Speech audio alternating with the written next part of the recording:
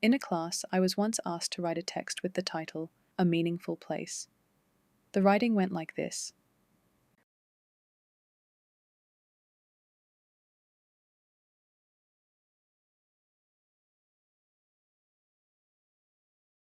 With a map, my tiny hand, and his most recent read held tightly in my father's palm, we wandered towards this labyrinth of things he could not wait to show me, which gave me a sense of comfort as I didn't feel like I was the only child in this room full of serious people. Big titles marked the portals of time, and every nosy glance caught a rhythm of another century. He asked, Nina, what do you know about the tale of Genji? When passing through remnants of these past ages, my father would turn the lost tales of kings, queens, and heroes into gold. Their shining riches kept my young eyes locked, as I was told the longer I looked, the sooner they would start to whisper about what they had to say. And so they did. From a whisper came a world. Ancient poems saying what many had or dreamed to be, while their belongings retraced how they walked on this planet. A place of inanimate objects was a place struck the most by life the more the voyage unfolded in this wondrous nest of rich faces, mythical creatures, and irreplaceable treasures. I felt as if I shared their nostalgia of a world they cycled through already. In a story unlinked from ours, the alien turned to a theater, and the artifacts became the costume of who my father brought back to life. I was taught that I can too turn things into living gold, when I realized that spirits never slumber. I just had to listen closely and retell their stories. Though I had to let go of my father's hand eventually, I didn't let go of the vivid worlds and spirits he taught me to see. In a way, it kept his spirit close too.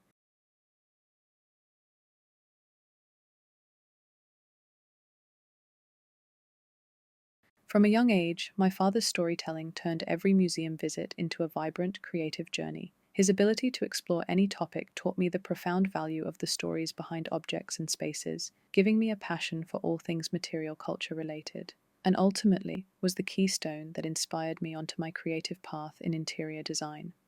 While this enthusiasm stayed with me, only a few years later, cracks started to form in my preconceived ideals when visiting the Tate Modern Museum with my great-grandmother, Inga, or how I called her, Mormor. We entered Tate Modern and were greeted by colorful escalators. To my young eyes, the lights mimicked the northern lights, shimmering within the concrete chambers. The escalators felt like gates that would lift us toward an adventure, just like the ones my father used to narrate. But this time, my great-grandmother, confined to a wheelchair, couldn't follow the same path. We were directed to use a lift instead, which to me looked starkly plain in comparison to the grand escalators. They even seemed self-aware of their dullness, tucked away from the main path and therefore, one would assume, the intended experience. In the lift, my great-grandmother, seeing how excited I was to climb up the escalators, excused herself for creating an inconvenience. But it wasn't her that was the inconvenience. To me, it was the escalator. Like any curious child, I began bombarding everyone with million questions that probably seemed naive at the time. Why can't Mormor use the escalators? Why can't she join us like the rest of us? Do they have something against her? To my younger self, what was so profound about this event is that it made me wonder why the museum didn't consider how someone like her would navigate around a curated space when clearly they went out of their way to create an imposing experience. Why limit the amount of people that can take part in the journey you are trying to offer? What is the point in experiential design if you aren't designing for normal people? When I began researching products to democratize museum experiences, I realized there were no options putting equal importance on aesthetics, adaptability, and experience-focused, disability-centered exhibition furniture. My aim became to create curatorial display furniture that reflects a broader vision for how disability-centered design can redefine material culture, celebrating diverse ways of experiencing art and accommodating enhanced senses that individuals with disabilities often develop. For instance, a blind individual's acute sense of touch or a neurodivergent person's heightened spatial awareness can be embraced as assets in designing engaging, sensory-inclusive exhibition experiences, seeing disability not as something that had to be fixed, like the outdated lens of the medical model, but instead appreciating the insightful perspectives on how their world is being experienced through their disability. The furniture line has evolved into 5 prototypes, each inspired by different museums in London and designed to address specific accessibility needs. The first prototype is a modular display piece, which can serve as either a plinth or a display table, aimed at enhancing accessibility and facilitating meaningful engagement with art. This design integrates exchangeable braille labels along the edge, guiding visually impaired users through a curated path. Users can follow the labels by gliding their hands, creating a coherent narrative that would otherwise rely on visual cues like standard labels. For wheelchair accessibility, the table features curved legs, allowing closer proximity for a better viewing experience, while its height accommodates both seated and standing visitors.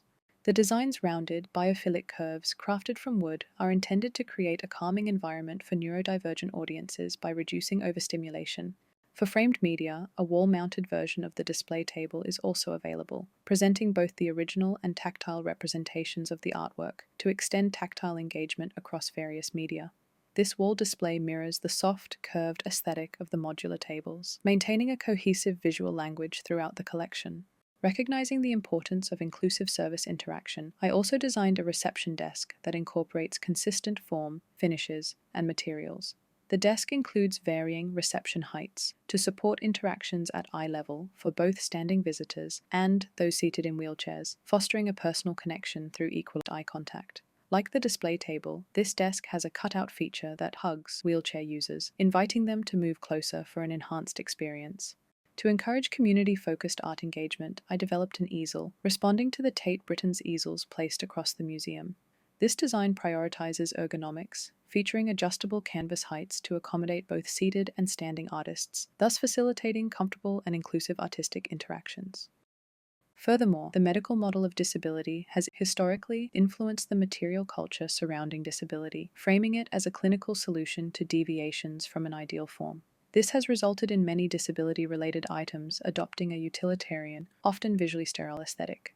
In contrast, this furniture line prioritizes aesthetic sensibilities while encouraging customization by offering 5 different wooden tones to choose from, as well as limited edition versions created through the collaboration with other designers and artists. All furniture prototypes consist of a limited number of components, enabling curators and exhibition designers to quickly dismantle, clean, customize, and store them for easy maintenance. This approach supports the adaptable needs of dynamic spaces. This emphasis on aesthetics, adaptability, and experience-focused curatorial display furniture honors the dignity of users and strives to prevent future marginalization, inspired in part by the challenges faced by my great-grandmother. Furthermore, my hope is to enrich the meaning of art pieces by broadening the various interpretations of them, and by so not only centering the disabled experience but also their opinions, values, and perspectives.